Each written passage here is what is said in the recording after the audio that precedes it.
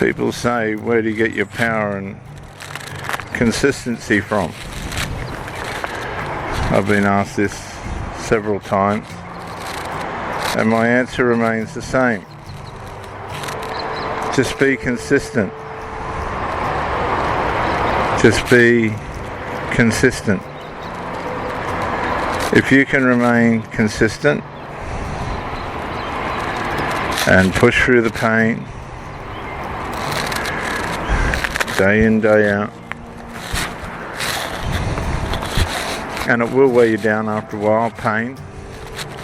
I'm not saying that it won't, because it does. Wears us all down. All of us, without exception.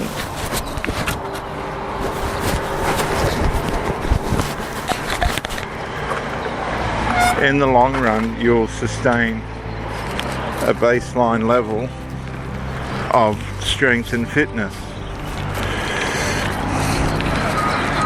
And that baseline will uphold you when things get really tough.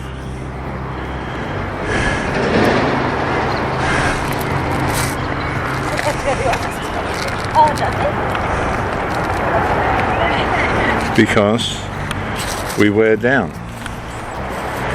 We just wear down. Now, when you wear down, you don't have to stay down. That's the secret to just being consistent.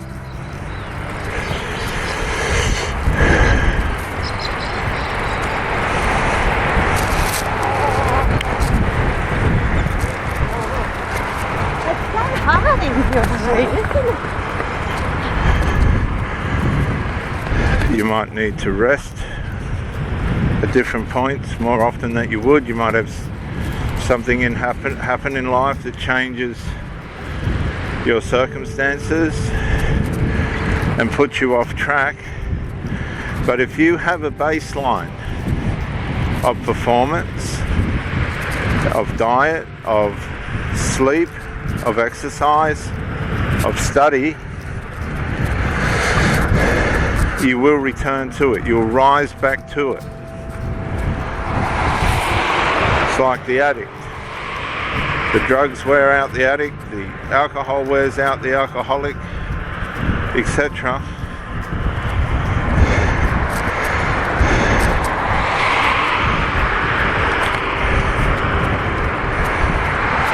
But once they come back and refresh, they rise again to it, and they go straight back down the muck hole that put them where they are. It's repetitive. It's all repetitive. It all repeats on itself. It just keeps reoccurring. We return to our baseline. I've gone into relationships and I've seen the trouble from the start, right from the start.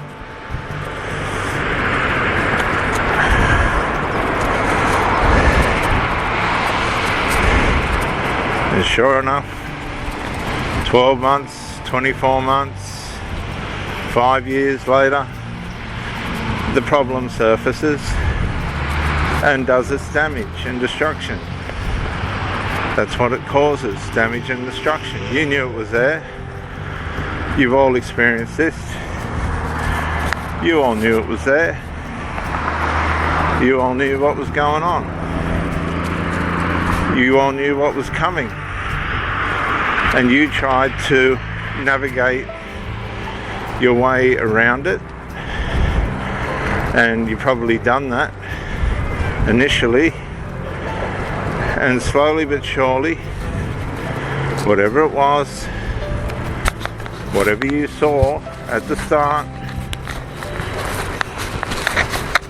has found its way of creeping up on you and undoing all your good work. All of it, not some of it. All of it. And the most embarrassing and humiliating and depressing part about it all is excuse me, you knew it was coming. You knew.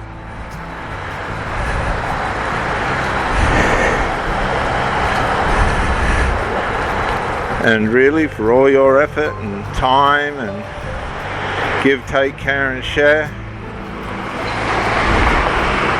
you couldn't stop it. You had nothing. So all you can do really is to enjoy the memories, keep the good and block out the bad like we do, cause trauma, block out the bad, leave all the unresolved. So how do you resolve? You've got to be honest and transparent. You've got to say to yourself, I could see that, I ignored it, whatever it is, I could see it, I ignored it, and this is the fruit of it. That's all there is to it.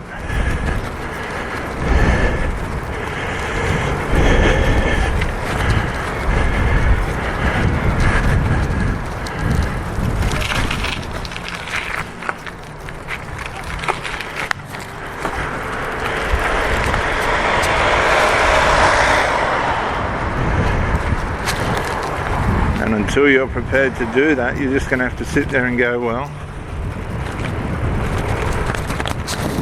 I made a mistake.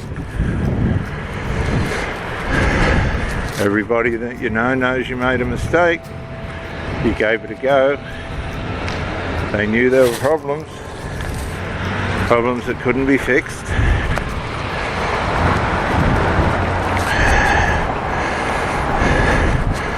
You thought you could fix them. Unfortunately, humans are the most unruly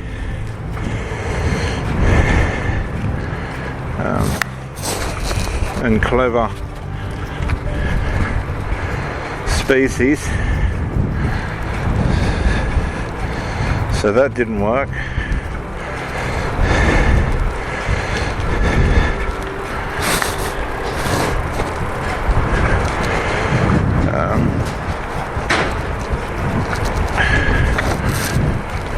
And you need to learn from it. You need to learn that you can't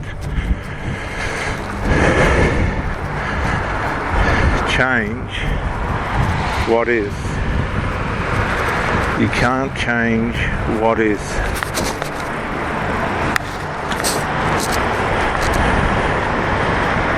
And the sooner you realise this, the better. The better for yourself. And the better for everyone else around you, because there's some relationships, intimate relationships, that you just shouldn't get involved in. And by nature,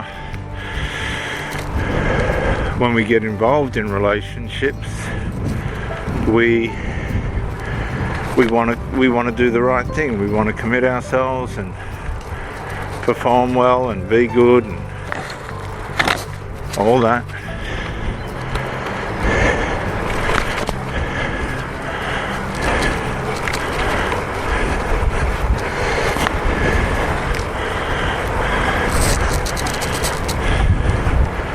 But when we're confronted with narcissism, is the term that they use. I like to use sinfulness,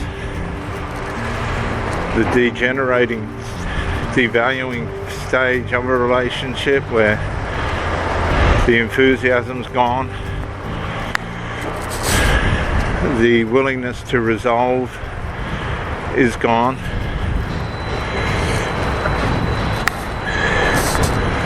The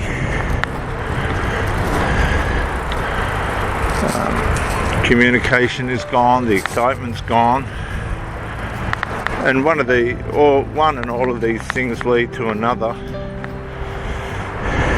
There's outside intrusions and family dissensions, and one thing leads to another, And just because somebody stays with you doesn't mean they're an ally. A lot of these people are split, and if push comes to shove, you'll come off second best, believe it.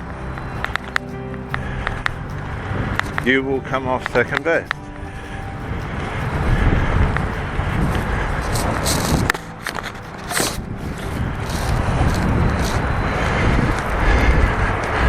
Because the commitment's just not there.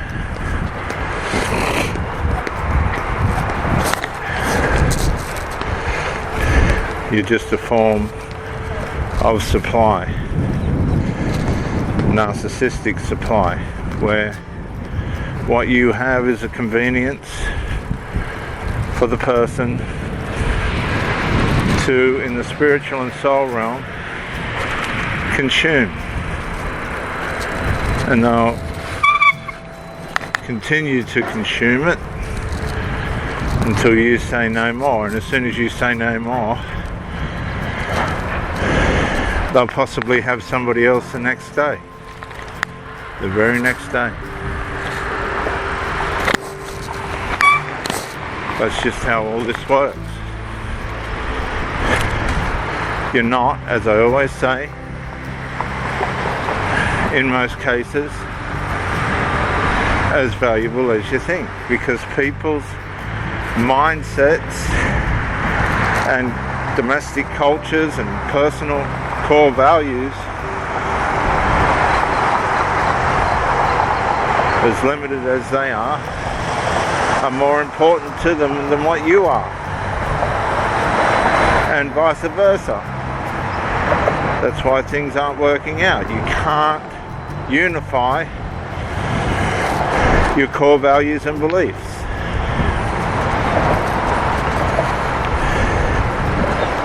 And sometimes it's hard to come to terms with that and say, look to yourself, look, I have to be real here.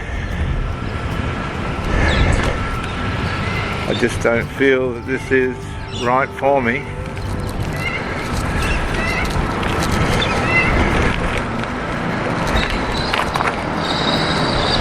Then you have to be real with the person that you're with. Remember, truth and transparency. I'm sorry, but I just don't think this is right for me. And you will either get an instant, okay, I'm out of here, or can we work it out? You should have already been through the can we work it out phase before this conversation.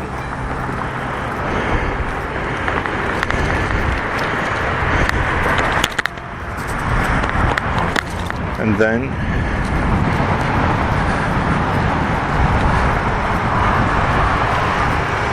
you have to put space between yourself and that person.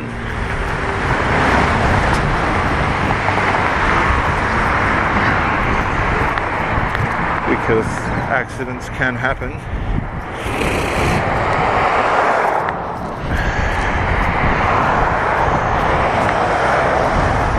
Under these kind of conditions, you need to go no contact.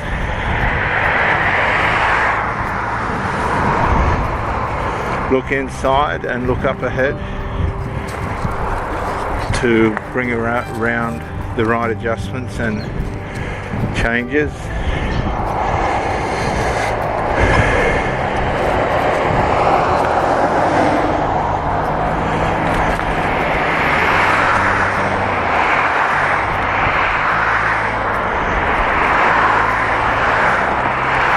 And you need to move forward and never, ever, ever